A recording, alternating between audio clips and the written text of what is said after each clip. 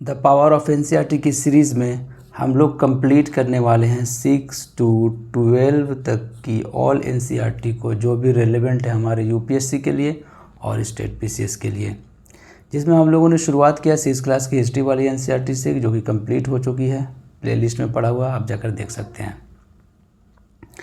उसके बाद हम लोगों ने शुरू किया है ज्योग्राफी पढ़ना। इसमें भी हम लोगों ने 2 चैप्टर को जो है कंप्लीट कर लिया है। आज हम लोग पढ़ेंगे चैप्टर नंबर 3।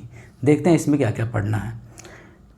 ठीक है, मोशन ऑफ द अर्थ, क्या नाम है इसका? मोशंस ऑफ द अर्थ।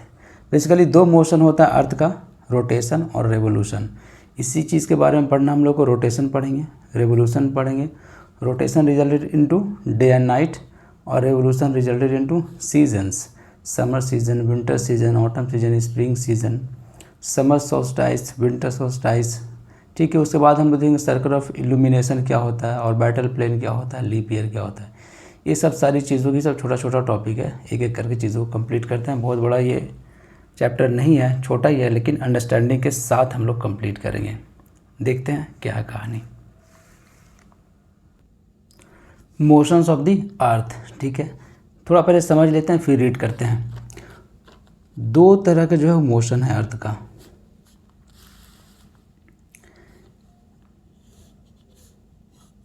एक है रोटेशन, ठीक है, एक है रेवोल्यूशन। अब ये क्या कहानी है? रोटेशन भैया वो मोशन है जब अर्थ अपने एक्सिस पे ही स्पिन करता हो। ठीक है, movement on its axis. Revolution क्या है? मूवमेंट अराउंड दी सन। यही 2 तरह का मोशन है। एक तो खुद के एक्सिस पे जो है वो रोटेट कर रहा है। दूसरी बात क्या है?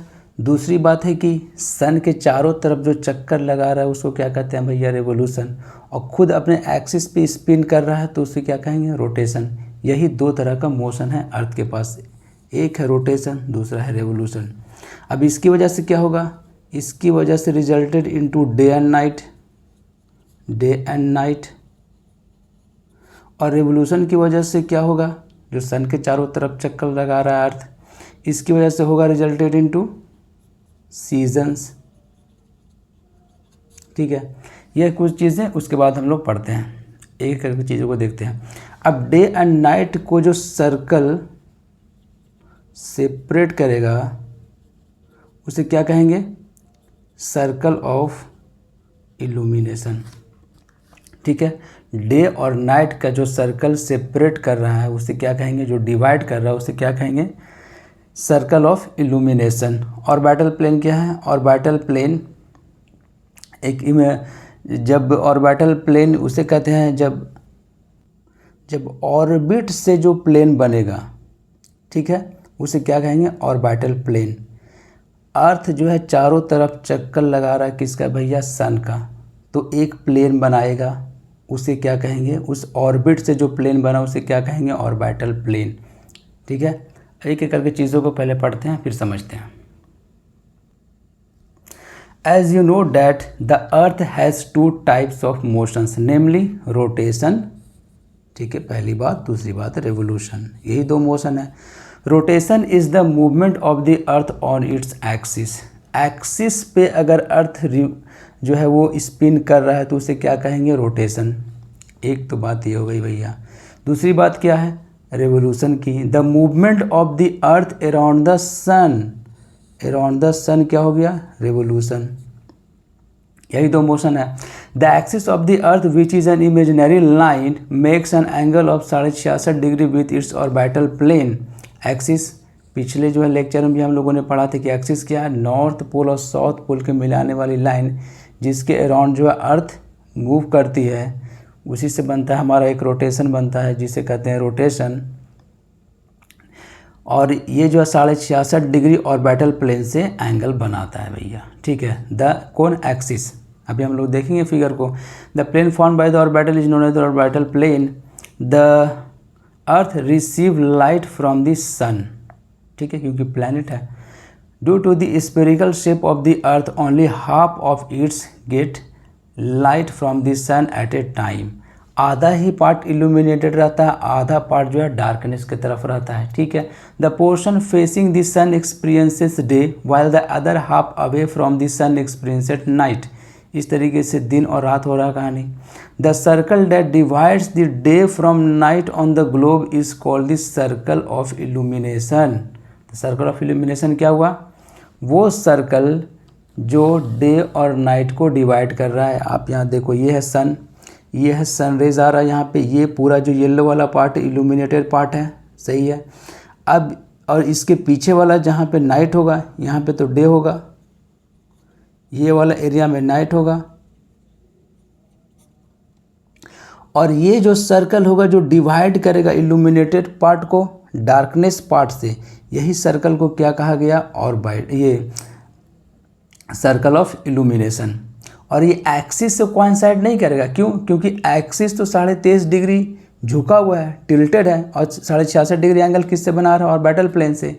यहाँ पे देख लेते हैं, ये हो गया एक्सिस, नॉर्थ पोल से साउथ पोल से जो गुजर रही है लाइन एक्सिस हो गई, ठीक है भैया। इसी के अराउंड जो है अर्थ जो है वो रोटेट कर रहा है इस तरीके से। यहाँ बना रहा है एंगल 23.5 डिग्री, किससे? वर्टिकल वाले लाइन से। 66.5 डिग्री किससे? ऑर्बिटल प्लेन से। ये ऑर्बिटल प्लेन वाला जो है वो लाइन है। ये है कहानी को जो आपको समझना है। यही कॉन्सेप्ट है कि भैया इधर जो लाइट आएगी तो ये इल्यूमिनेटेड पार्ट होगा, ये डार्कनेस पार्ट होगा। इस जो सर्कल डिवाइड कर रहा है इसे कहते हैं सर्कल ऑफ इल्यूमिनेशन, ठीक है।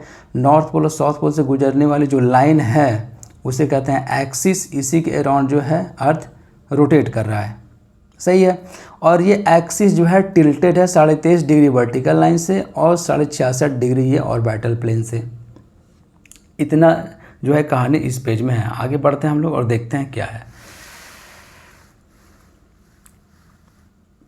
उसके बाद है what would happen if earth did not rotate. क्या होगा अगर अर्थ रोटेट ही ना करे तो?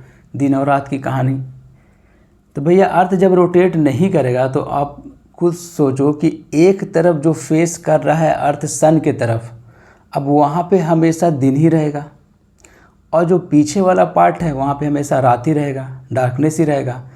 तो जो फेस कर रहा है अर्थ सन के तरफ, उसमें क्या होगा? अब ये अगर कहानी है, ठीक है, ये सन है तो ये तो इल्यूमिनेटेड पार्ट है, ये डार्कनेस पार्ट है। अब यहाँ पे हमेशा जो है डे ही होगा और यहाँ हमेशा नाइट ही होगा। ये काफ़ी गर्म होगा क्योंकि लगातार सन रेज पड़ रहा है इसमें। तो एक्सट्रीमली हॉट कंडीशन हो जाएगा, एक्सट्रीमली कोल्ड कंडीशन हो जाएगा। ये दोनों सिचुएशन में लाइफ जो है वो सर्वाइव नहीं करेगा। इसीलिए अर्थ का रोटेशन बहुत ज़रूरी है, नहीं तो एक ही तरफ जो है लाइट पड़ते रहेगी और उसके बाद जो है ये पार्ट बहुत ज़्यादा हीट रिसीव करेगा, बहुत ज़्यादा गर्म हो जाएगा, और पीछे वाला पार्ट बहुत ज़्यादा कोल्ड हो जाएगा। अब ये दोनों सिचुएशन लाइफ के लिए सही नहीं है। The portion of the earth facing the sun would always experience day, जो फेस कर रहा सन की तरफ, thus bringing continuous warmth to the region.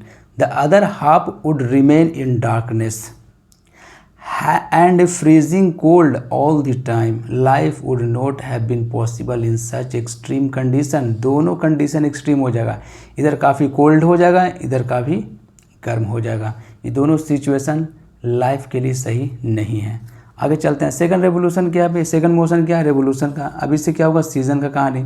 The second motion of the earth around the sun its orbit is called revolution. It takes, ठीक है, 365 and 1/4 days 1 year to revolve around the sun. इतना time लगता है सन के चारों तरफ चक्कर लगाने में, यानी कि एक रेवोल्यूशन में 365 एंड 1/4 डेज लगता है।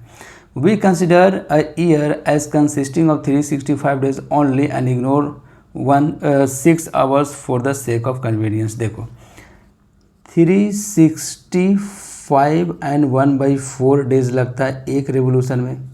हम लोग जनरली काउंट करते हैं 365, ये 1/4 डेज बच गया। अगर 1/4 डेज को आवर में कन्वर्ट करोगे तो 6 आवर हो जाएगा, ठीक है। अब ये हर एक साल जो है 6 घंटा बचा के रखते हैं हम लोग।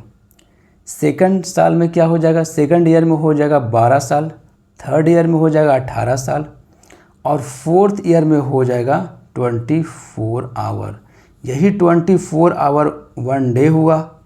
यही जब 4 साल कंप्लीट हो जाता है तो यही एक दिन जो है वो फरवरी में ऐड कर देते हैं और 29 फरवरी जो होता है वो लीप ईयर में होता है, इसी को लीप ईयर कहते हैं। यानी कि 28 days plus 1 days is equal to 29 days in every leap year.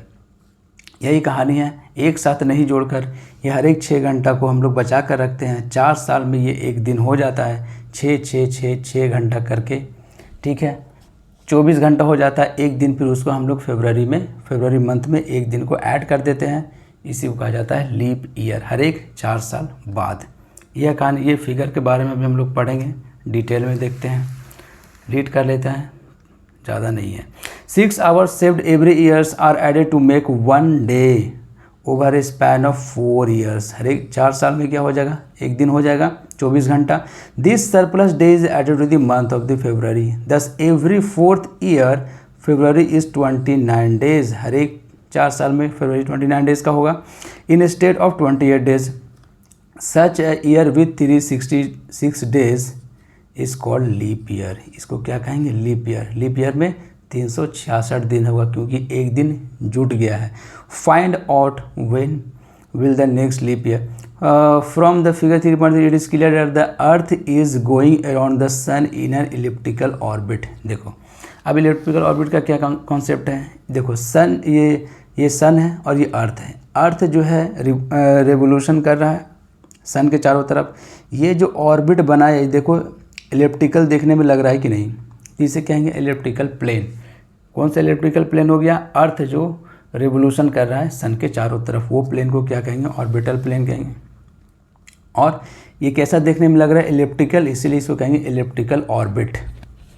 इस कम्प्लीटली सर्कुलर नहीं है, इलिप्स बना रहा है ये, इसीलिए इसको कह रहे हैं इलिप्टिकल ऑर्बिट। इस तरीके का सर्कल नहीं है ये, इलिप्टिकल है ये, ठीक है। इस तरीके से इलिप्टिकल में 2 फोकस होता है, सर्कल में एक ही होगा सेंटर। आगे चलते हैं। A year usually divided into summer, winter, spring and autumn seasons. Seasons changes due to the change in the position of the earth around the sun. Revolution की वजह से क्या रिजल्ट निकलेगा, सीजन का। वही सीजन के बारे में हम लोग पढ़ेंगे। पहले इस फिगर को डिटेल में देख लेते हैं, फिर रीड कर लेंगे, उसके बाद ये चैप्टर कंप्लीट हो जाएगा। हम लोग जो कहानी शुरू करेंगे यहाँ से 21 जून से, ठीक है। एक बात आप हमेशा याद रखना कि ये जो कहानी है वो ज़्यादातर घूमेगा किसके अराउंड, ये घूमेगा टिल्टेशन के अराउंड। जो अर्थ टिल्टेड है 23.5 डिग्री, जो झुका हुआ अर्थ है, एक्सिस जो इसका झुका हुआ है, ये इसको होना चाहिए था सीधा, पर ये झुका हुआ 23.5 डिग्री और 66.5 डिग्री ये ऑर्बिटल प्लेन से। इसी की वजह से जो है नॉर्दर्न हेमिस्फीयर और सदर्न हेमिस्फीयर में एक टाइम में अलग अलग कहानी होता है, ठीक है। एक तरफ विंटर होगा तो दूसरी तरफ समर होगा। ये टिल्टेशन की वजह से, मेन रीज़न क्या है, टिल्टेशन है, याद रख लो। ये सब का कहानी मेन रीज़न क्या है, मेन जो रीज़न है वो है टिल्टेशन, ठीक है। देखते हैं क्या कहानी है। समर सोल्स्टिस 21 जून को सन जो है वो ओवरहेड रहेगा ट्रॉपिक ऑफ कैंसर पे। ये सन रेज आ रहा है, ठीक है। अब देखो ये अर्थ जो है वो टिल्टेड है, जिसकी वजह से नॉर्दर्न वाला जो ये नॉर्थ पोल जो है वो, ये नॉर्दर्न हेमिस्फीयर जो टिल्टेड होने की वजह से ये नज़दीक है और यहाँ पे सन रेज पड़ रहा है, ठीक है। इल्यूमिनेटेड पार्ट है ये, देखो नॉर्थ पोल वाला एरिया इल्यूमिनेटेड है। लेकिन आप साउथ वाले में जाओगे तो साउथ वाला एरिया इल्यूमिनेटेड नहीं है, डार्कनेस है। यानी कि यहाँ पे होगा विंटर और नॉर्थ में होगा समर। क्या रीज़न है, टिल्टेशन। ये टिल्ट होने की वजह से, ये झुका हुआ होने की वजह से ये सन की तरफ जो है वो नज़दीक हो गया, ठीक है, सन की तरफ झुक गया, जिसकी वजह से सारा यहाँ पे ये पार्ट जो इल्यूमिनेट हो रहा है। लेकिन ये पीछे चला गया, झुकने की वजह से ये तो पीछे चला गया। जब ये पीछे चला गया तो यहाँ पे जो है वो लाइट नहीं पहुँच पा रही है भैया साउथ पोल में। ये कहानी होगा हमारा सर्कल ऑफ इल्यूमिनेशन की। ये सब जो है इल्यूमिनेटेड पार्ट है, ये डार्कनेस पार्ट है, पूरा जो है साउथ पोल किस में चला गया, डार्कनेस में चला गया। अब यहाँ पे हो जाएगा विंटर, ऊपर में हो जाएगा समर, तो summer in the northern hemisphere और winter in the southern hemisphere. बस इतना ही समझना है, ज़्यादा कहानी है ही नहीं। इसका सिर्फ उल्टा फिर यहाँ आ जाएंगे, जब 22 दिसंबर में आएंगे हम लोग तो देखेंगे कि ये टिल्टेशन है, लेकिन अभी टिल्टेशन की वजह से जब ये पोजीशन इख्तियार करेगा अर्थ, तो ये सदर्न हेमिस्फीयर जो है वो झुक जाएगा सन की तरफ। जब सदर्न हेमिस्फीयर सन की तरफ झुकेगा तो ये पार्ट इल्यूमिनेटेड हो जाएगा और ये झुकने की वजह से ये पीछे चला जाएगा, ठीक है, नॉर्थ पोल वाला एरिया।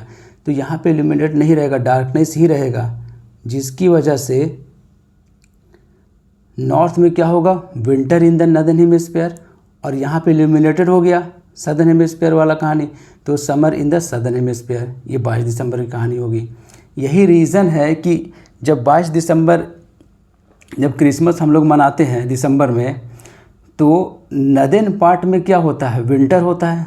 तो हम लोग महसूस करते हैं कि भैया विंटर में हम लोग कर रहे हैं क्या, क्रिसमस मना रहे हैं, लेकिन ऑस्ट्रेलिया सदर्न पार्ट में है और वहाँ पे क्या होगा, समर होगा। तो ऑस्ट्रेलिया में जो क्रिसमस मनाया जाता है वो जो है वो समर में मनाया जाता है। ये भी दिया हुआ है इस बुक में, आप समझ लो। उसके बाद कहानी आएगा इक्विनॉक्स की। इक्विनॉक्स में क्या होगा, equal day and equal night.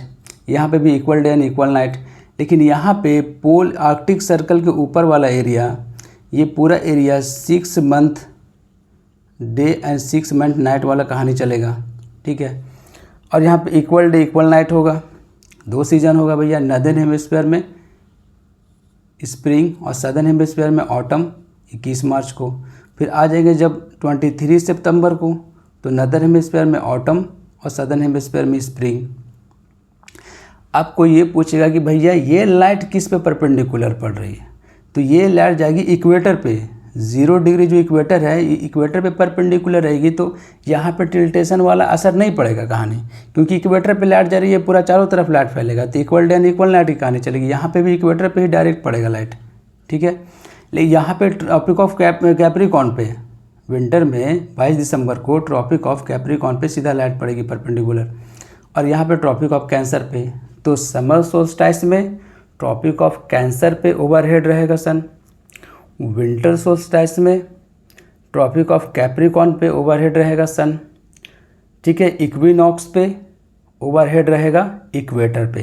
बस इतना ही समझना है, ठीक है। अब कॉन्सेप्ट को समझना यही है कि भैया एक्सिस जो है वो टिल्टेड है 23.5 डिग्री, जिसकी वजह से समर सोल्स्टिस के टाइम में नदर्न पार्ट जो है वो नदर्न हेमिस्फीयर झुका हुआ रहता है सन की तरफ। ये सन की तरफ झुका हुआ रहने की वजह से ये पूरा पार्ट इल्यूमिनेटेड हो जाता है, पर ये पीछे चला जाता है जिससे इल्यूमिनेट नहीं हो पाता है।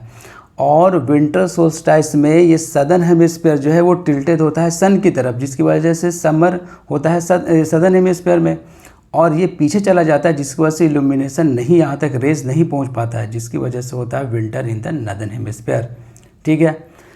और उसके बाद ये हो गया, फिर हमारा जो है इक्वेटर पे डायरेक्ट सन रेज जा रहा है, तो ये चारों तरफ फैलेगा। Equal day and equal night की कहानी चलेगी इक्विनॉक्स में, और 6 महीना दिन 6 महीना की रात की चलेगी कहानी इसी वाला एरिया में। आगे चलते हैं हम लोग, देखते हैं क्या है कहानी। Look at you will see that on 21st June the northern hemisphere is tilted towards the sun। यही बात तो आपको सिखाना चाह रहे हैं कि नदर्न हेमिस्फीयर जो है वो टिल्टेड होता है सन की तरफ, ठीक है। The rays of the sun fall directly on the tropic of cancer. तो 21 जून की जो कहानी चलेगी तो वो ट्रॉपिक ऑफ कैंसर पे ओवरहेड रहेगा sun. As a result these areas receive more heat. The areas near the poles receive less heat as the rays of the sun are slanting। झुका हुआ होने की वजह से slanting rays पड़ता है। The north pole is inclined towards the sun and the places beyond the Arctic circle experiences continuous daylight for about 6 months। ठीक है, आर्कटिक सर्कल से ऊपर वाला पार्ट पोल की तरफ जब जाएंगे तो क्या होगा, 6 month day and 6 month night की कहानी चलेगी। Since a large portion of the northern hemisphere is getting light from the sun, it is summer in the regions north of the equator. The longest day and the shortest night at these places occur on 21st of June। बहुत लंबा दिन करेगा और बहुत short जो है वो night करेगा, ये याद रखना है आपको। At this time In the southern hemisphere, all these conditions are reversed. It is winter. Winter season is there. The nights are longer than the days. This position of the earth is called summer solstice. इस position को क्या कहेंगे? Summer solstice कहेंगे.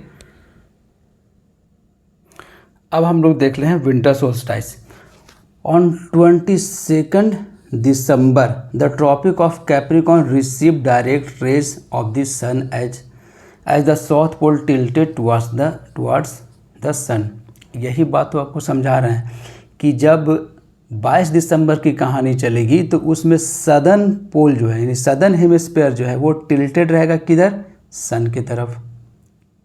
जिससे receive करेगा ज़्यादा heat वहाँ होगा summer.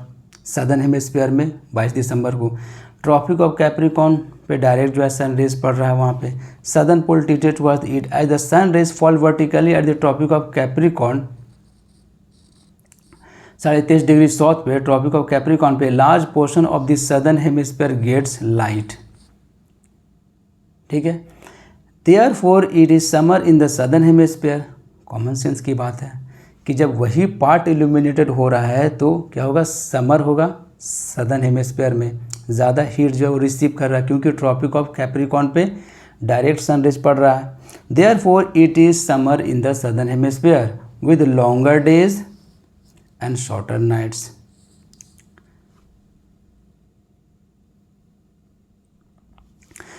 The reverse happens in the northern hemisphere. This position of the earth is called the winter solstice. इसको क्या कहेंगे? 22 दिसंबर वाली कहानी को winter solstice. winter solstice में सन रेज डायरेक्ट कहाँ पड़ता है? ट्रॉपिक ऑफ कैप्रिकॉर्न पे. और समर सोल्स्टाइस में 21 जून को ट्रॉपिक ऑफ कैंसर पे ओवरहेड रहता है सन. On 21st of March and September 23, direct rays of the sun falls on the equator. देखो ये सब पैरेलल ऑफ लैटिट्यूड जो हम लोगों ने इम्पोर्टेंट पढ़ा था. ठीक है. उस सब का देखो क्या क्या यूज़ हो रहा है. 23.5 डिग्री पे ट्रॉपिक ऑफ कैंसर पे नॉर्थ वाले पे जब सन रेज पड़ रहा है 21 जून को समर सोल्स्टाइस हो गया. 22 दिसंबर को Tropic of Capricorn 23.5 degree south winter solstice हो गया. और इक्विनॉक्स में इक्वेटर पे पड़ रहा है. At this position neither the poles tilted toward the sun. कोई भी पोल जो है टिल्टेड नहीं है. ठीक है. So that whole earth experience equal days and equal night की कहानी चलेगी. This is called an equinox. आगे चलते हैं. On 23rd of September it is autumn season in the southern hemisphere. The position of the opposite in the case is 21st March when it is spring in the northern hemisphere and autumn in the southern hemisphere. सारी चीज़ों को हम लोग देख चुके हैं. Thus you find that there are days and the nights and the changes in the seasons because of the rotation की वजह से डे एंड नाइट की कहानी है and revolution of the earth respectively. तो ये सीज़न का कहानी क्या है? रिवोल्यूशन की वजह से और रोटेशन की वजह से डे एंड नाइट है. यही इस चैप्टर में था. इससे ज़्यादा कुछ है नहीं इसमें. ठीक है. अभी चैप्टर नंबर 3 भी जो हमारा कंप्लीट हो गया है. आप बने रहिए सिस्टम वाइज के साथ और अपने फाउंडेशन को स्ट्रॉन्ग कीजिए थ्रू एनसीईआरटी. हम लोग सारे एनसीईआरटी कंप्लीट करेंगे. 6 to 12 तक की ऑल एनसीईआरटी कंप्लीट करेंगे. ठीक है. एक एक करके सारे बुक को पढ़ेंगे और जैसे ही बुक कंप्लीट होगी जो भी यूपीएससी में स्टेट पीसीएस में सवाल आया है वो सारे सवाल को हम लोग करेंगे. ठीक है. हिस्ट्री का भी अपलोड कर दिया गया है, आप जाकर देख सकते हैं. इससे आपको ये पता चलेगा कि ये बुक पढ़ना चाहिए था कि नहीं पढ़ना चाहिए था. छोटा सा चैप्टर था ये, हम लोगों ने अंडरस्टैंडिंग के साथ पढ़ा है. ठीक है. उसके बाद हम लोग मिलते हैं नेक्स्ट लेक्चर में चैप्टर नंबर 4 में और देखते हैं उसमें हम लोग क्या पढ़ते हैं. इसमें हम लोग मैप के बारे में पढ़ेंगे. मिलते हैं नेक्स्ट चैप्टर में. ठीक है. Thanks for watching. Thank you very much. आप वीडियो को लाइक कीजिए, शेयर कीजिए, चैनल को सब्सक्राइब कीजिए. जितना हो सकता है आप शेयर कीजिए. ठीक है. आपको समझ में आ रहा है ये बात, सारी चीज़ों को जो आसान भाषा में समझा रहे हैं. ठीक है. हर एक लाइन बाय लाइन पढ़ रहे हैं ताकि एनसीईआरटी को लाइन बाय लाइन ही पढ़ना पड़ेगा कि किसी भी चीज़ को स्किप नहीं कर सकते हैं. जो स्किप करने लायक रहेगा वो आपको बता दिया जाएगा कि ये एकदम रिलेवेंट नहीं है आपके लिए. ठीक है. तो मिलते हैं फिर हम लोग नेक्स्ट लेक्चर में. Thanks for watching. Thank you very much. Best of luck for your exam.